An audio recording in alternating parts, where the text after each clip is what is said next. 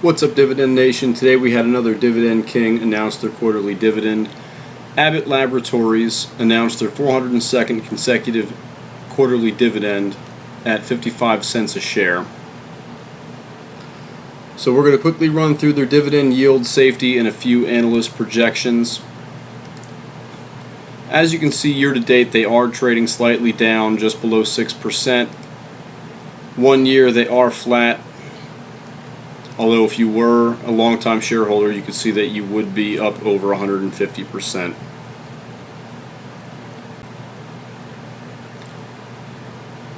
Their current forward PE is just over 22, which is slightly lower than the S&P, which I believe is around 27 at the time of this recording.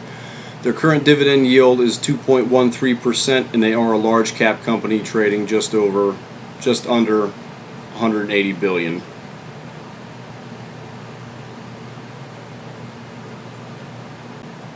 Seeking Alpha and Wall Street analysts do have them as a buy, with their average 12-month price target being $125, about 20% to the upside from where they're currently sitting.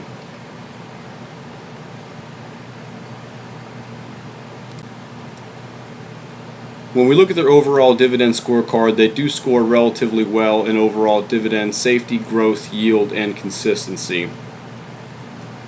Their current payout ratio is sitting just under 50% at 48.29.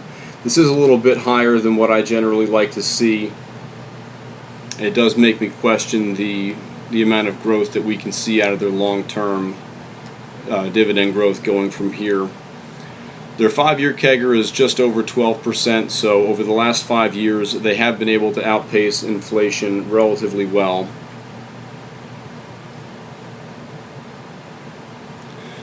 When we move over to their dividend history, Seeking Alpha does have their consecutive years of dividend growth at 10 years. The reason for this is back in 2014, they spun off AbbVie Pharmaceuticals, much the same way that we saw M spin off Solvent earlier this year.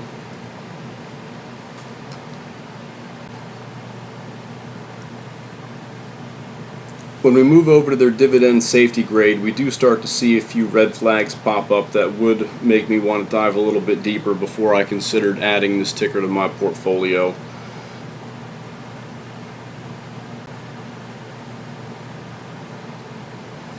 You can see their trailing 12-month dividend payout ratio around 48%, like we talked about earlier, compared to the sector median at just 26%.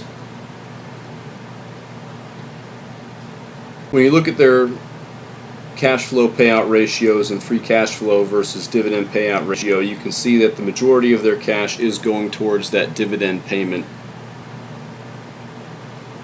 Coupled with their low valuation and growth grades, I would want to take a closer look at this company's forward projections to make sure their dividend is sustainable going into the future.